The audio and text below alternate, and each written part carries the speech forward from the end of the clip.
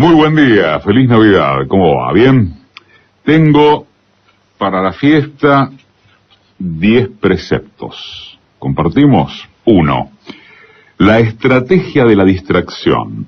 El elemento primordial del control social es la estrategia de la distracción, que consiste en desviar la atención del público de los problemas importantes y de los cambios decididos por las élites políticas y económicas mediante la técnica del diluvio o inundación de continuas distracciones y de informaciones insignificantes.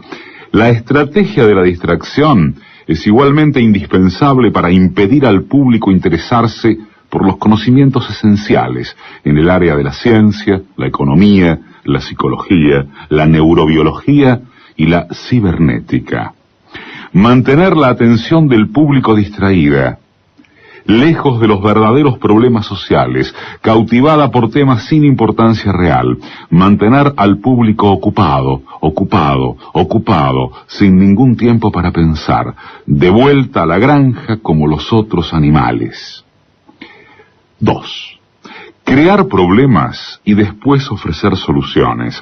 Este método también es llamado problema-reacción-solución. Es decir, se crea un problema, una situación prevista para causar cierta reacción en el público, a fin de que éste sea el mandante de las medidas que se desea hacer aceptar.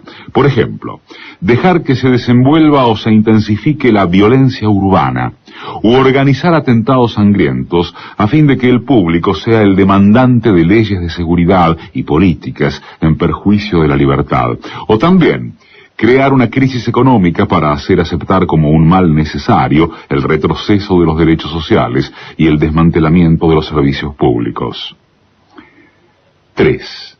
La estrategia de la gradualidad. Para hacer que se acepte una medida inaceptable, basta aplicarla gradualmente, a cuentagotas, por años consecutivos. Es de esa manera que condiciones socioeconómicas radicalmente nuevas, neoliberalismo, fueron impuestas durante las décadas de 1980 y 1990. Estado mínimo, privatizaciones, precariedad, flexibilidad, desempleo en masa, salarios que ya no aseguran ingresos decentes, tantos cambios que hubieran provocado una revolución si hubiesen sido aplicados de una sola vez. 4. La estrategia de diferir.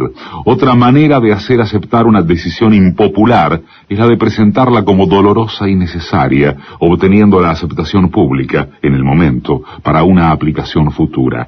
Es más fácil aceptar un sacrificio futuro que un sacrificio inmediato. Primero, porque el esfuerzo no es empleado inmediatamente. Luego, porque el público, la masa, tiene siempre la tendencia a esperar ingenuamente que todo irá a mejorar mañana y que el sacrificio exigido podrá ser evitado. Esto da más tiempo al público para acostumbrarse a la idea del cambio y de aceptarla con resignación cuando llegue el momento. 5. Dirigirse al público como criaturas de poca edad. La mayoría de la publicidad dirigida al gran público utiliza discurso, argumentos, personajes y entonación particularmente infantiles, muchas veces próximos a la debilidad, como si el espectador fuese una criatura de poca edad o un deficiente mental. Cuanto más se intente buscar engañar al espectador, más se tiende a adoptar un tono infantilizante. ¿Por qué? Si uno se dirige a una persona como si ella tuviese la edad de 12 años o menos, entonces, en razón de la sugestionabilidad, ella, la persona, tenderá con cierta probabilidad a una respuesta o reacción también desprovista de un sentido crítico, como la de una persona de 12 años o menos de edad. 6.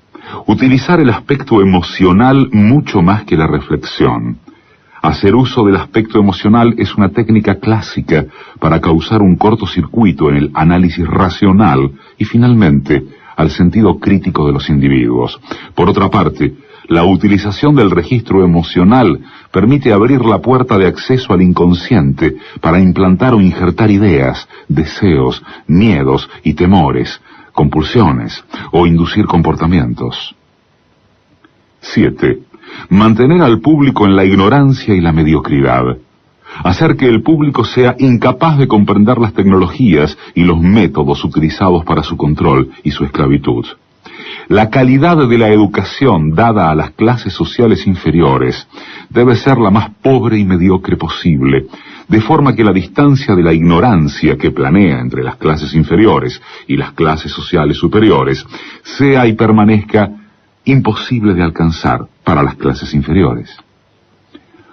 8. Estimular al público a ser complaciente con la mediocridad. Promover al público a creer que es moda el hecho de ser estúpido, vulgar e inculto. 9. Reforzar la autoculpabilidad. Hacer creer al individuo que es solamente él el culpable por su propia desgracia, por causa de la insuficiencia de su inteligencia, de sus capacidades o de sus esfuerzos. Así, en lugar de rebelarse contra el sistema económico, el individuo se autodesvalida y se culpa, lo cual genera un estado depresivo, uno de cuyos efectos es la inhibición de su acción. Y sin acción, no hay revolución. Y 10. Conocer a los individuos mejor de lo que ellos mismos se conocen. En el transcurso de los últimos 50 años, los avances acelerados de la ciencia han generado una creciente brecha entre los conocimientos del público y aquellos conocimientos poseídos y utilizados por las élites dominantes. Gracias a la biología, la neurobiología y la psicología aplicada, el sistema ha disfrutado de un conocimiento avanzado del ser humano, tanto de forma física como psicológicamente.